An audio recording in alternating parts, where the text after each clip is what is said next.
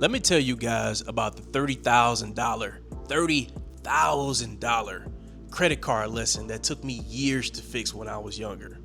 Back then, 18, 19-year-old Doug, I had about 30 grand worth of credit cards.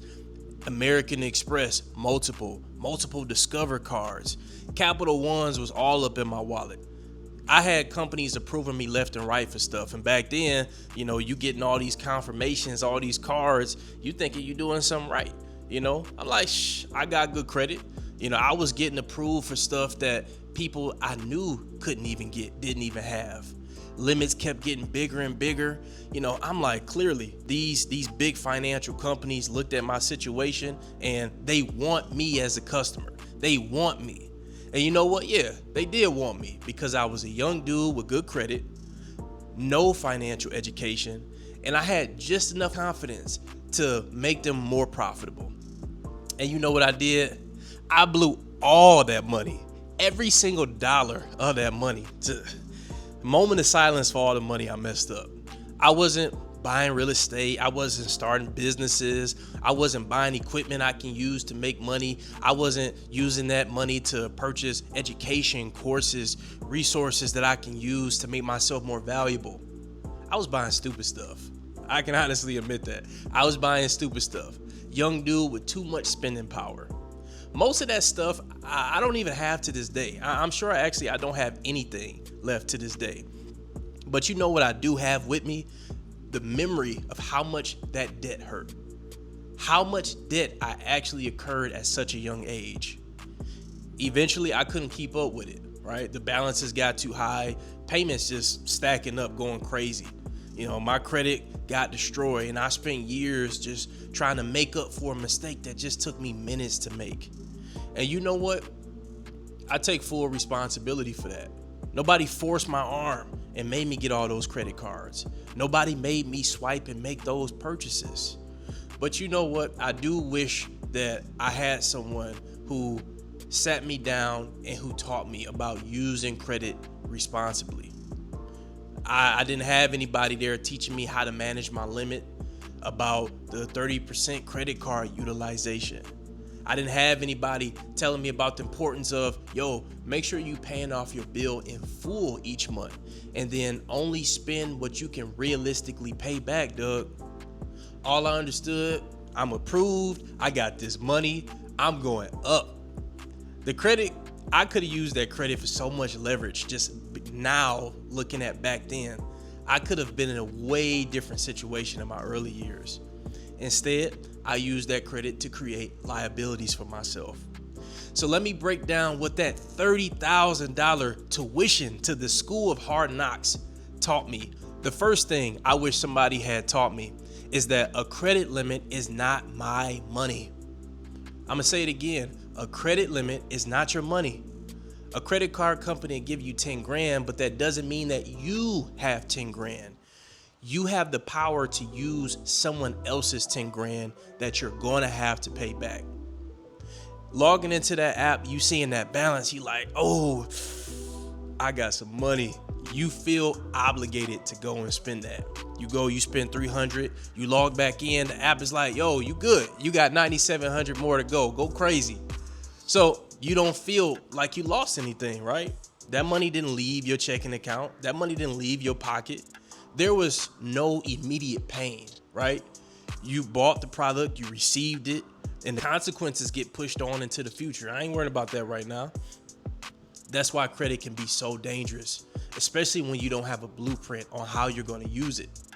You see, buying something with cash, right? It forces you to feel that purchase right now, immediately in the moment. Ooh, okay, that money is just going minus $300 on my account. Okay. Credit lets you enjoy that purchase today and you worry about actually paying it back later. And the thing is, later always shows up at the worst time. You already paying rent, you're already paying car, putting gas in your stuff, you paying your bills, this broke over here, emergency over here, and now you gotta worry about paying back credit card debt on stuff you didn't even need to buy in the first place. That's the part I didn't understand when I was younger. I thought available credit was just my additional spending power. What it really was additional responsibility that I wasn't ready for. The second lesson is that getting approved doesn't mean you can afford something. A lender is just looking at whether you meet their approval requirements, right? They got numbers they gotta meet. You need to look at whether that payment is actually making sense for your financial situation. The bank may approve you for that expensive vehicle. The mortgage company may allow you to build your dream home, get that dream home. Credit card companies will throw that money at you. But can you afford to carry those monthly payments and then still take care of your responsibilities, still reach your goals without over leveraging yourself? These companies are quick, even to this day. These companies are quick to send you letters. Hey, you're pre-approved. Congratulations. Come get this card. Come get this loan. We want you. The thing is, they never say congratulations. We've determined that you're responsible enough to make payments and get this loan, but you're also inexperienced enough for us to make a lot of money off interest on you. No. If they did that, we can only imagine that their conversion rates would drop astronomically. But that's the business. They make money when you use their products. It's not their job to build our budgets, to protect your emergency fund, to decide on if this purchase supports your goals. No, that's your responsibility. The lender is just determining what is willing to risk on you. You have to determine what you can safely carry without jeopardizing your situation. Today, I understand that being able to qualify for something and then being able to comfortably afford it are not the same thing. Here's another lesson that I learned the hard way. Having a good credit score does not automatically mean you're good with money. I had good credit. I looked responsible on paper. I had premium credit cards with high limits, but I didn't understand cash flow. I didn't have a real budget. I didn't have a real strategy. I didn't understand how quickly interest could take you out. I didn't have a plan for how much of that available credit I was actually going to use. Credit score is important. I'm not one of those people that's going to tell you it's not. You need credit to get cars, get homes, get a place to stay, get different types of leverage that you'll need. Credit is very important, but credit score only tells part of your story. You can have a high credit score, but you can still be broke. I'm talking no emergency fund. You're just one missed paycheck away from your life falling apart. I had access to a lot of money, but I didn't have the discipline. And access without that discipline gives you the ability to make some really, really expensive mistakes. If I understood credit utilization, I wouldn't have treated those limits that I had as targets, as free money. I would have kept my balances low. I would have only charged what I know I could pay back in a good enough time. Because the best way to manage a credit card is to control how much of your own money you're willing to commit to it. The most important thing I misunderstood about debt was the timing, right? The version of yourself that's making that purchase isn't the version that's going to have to feel that pain later. You get what I'm saying? Like when you swipe those cards, you get that immediate gratification, that dopamine hit. Something new. I love it. Makes me so happy. This is great. The clothes, the food, the excitement, the experiences. Everything hits you up front, but the consequences. No, those consequences are delayed. And that delay makes that debt feel like it's harmless in the beginning, right? Your present self, once again, you're excited. You get that dopamine. You're happy. You got something new. You purchased it. Your future self is going to get that bill. 6 months later, you're going to look and you're going to be like, man, why is this balance so high? You looking at the statements like, what? When did I buy this? You thinking somebody stole your identity. I once talked to somebody and they was like, back when I was first learning about credit cards and I had a high limit, I went and bought a statue. I'm like, a statue? Like, yes, the statue was like, I want to say anywhere between like 3 and 5 grand they paid for it. I'm like, do you still have that statue? They was like, I don't even remember getting it. I'm like, man, like that's crazy. You know, like I said, you'll look at your statements thinking that somebody stole your identity, but nah, bro, that was all you. That was all you on several different occasions too. Now you're trying to hurry up, work overtime. You're trying to use your tax returns so you can pay back this debt that you accumulated. That's what bad debt does. It takes money from your future self and then assigns it to your past. Now, you can't save because you're paying off debt. You can't invest money because you're paying off debt. You can't buy assets because you're paying off debt. You can't even move when you want to or take advantage of opportunities that could change your life because you're paying off debt. That's why I now try to look past the monthly payments. I ask myself, will I still be happy paying for this thing 3-6 months from now, a year from now? How many hours of my time is this really going to cost me? Or what other goals are going to get delayed if I make this decision? Because everything you finance, it really has two prices. You got the price that you see on the receipt, and then there's the amount of future freedom you have to take from yourself to pay that price back. Another thing nobody explained to me was how minimum payments work. You can owe thousands of dollars. Open that app and you can see the minimum payment, $100. Cool. That ain't bad at all.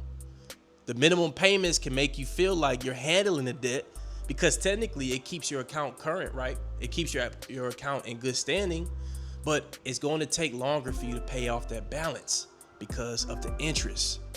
Let's look at an example. Let's say you got $10,000 credit card limit and it's charging you 24% interest.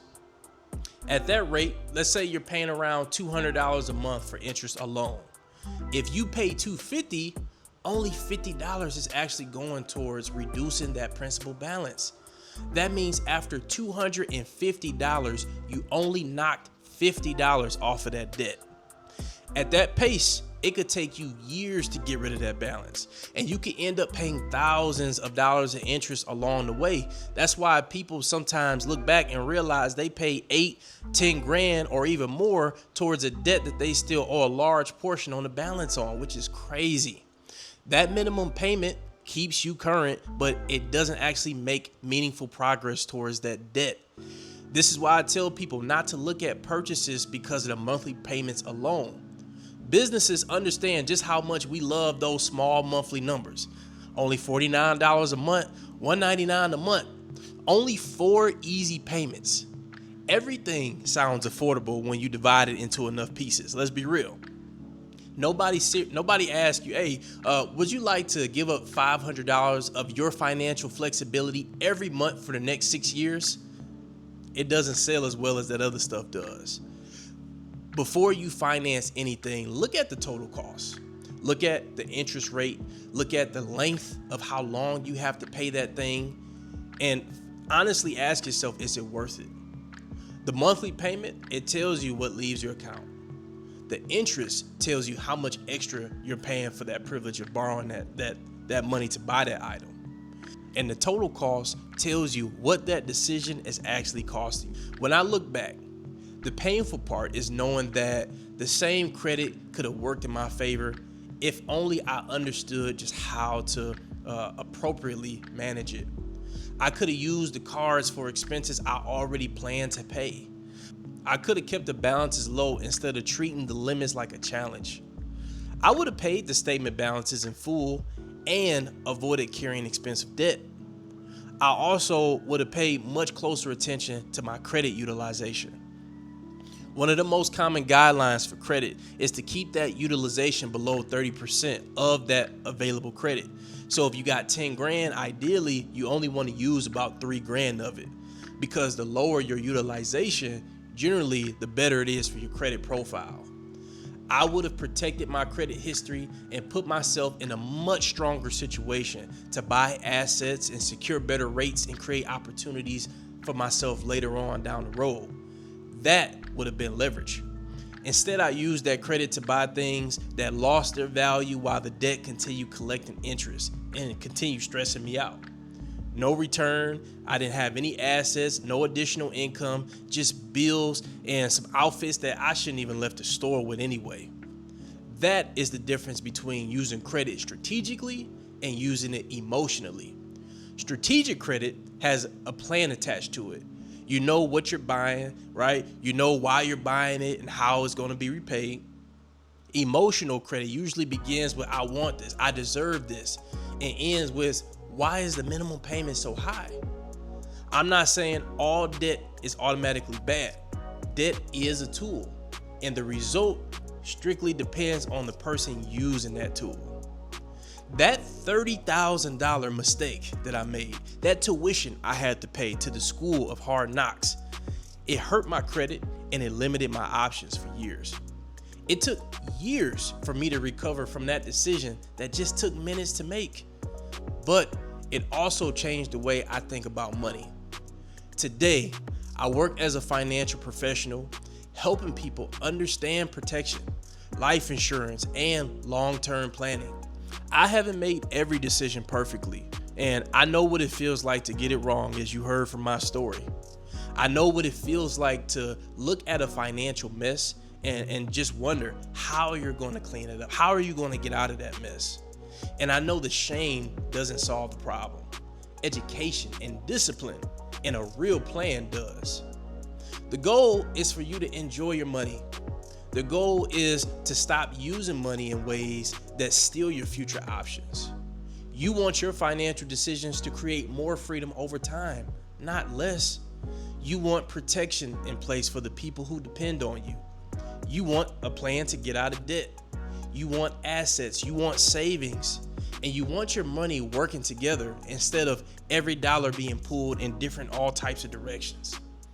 I had $30,000 worth of credit, but I didn't have financial control back then. I do now, and so can you. If you got value from this, do me a favor, like the video, share it with somebody who may be going through this thing, who may be getting their first credit card, or somebody who keeps treating their credit limit like a personal challenge. And tell me in the comments, what is the most expensive financial lesson you've ever had to learn?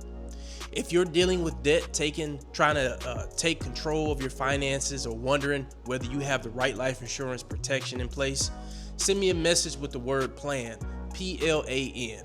We can schedule a simple time to have a conversation, look at where you are, talk about where you're trying to go, and see what options will make sense for you. Till next time.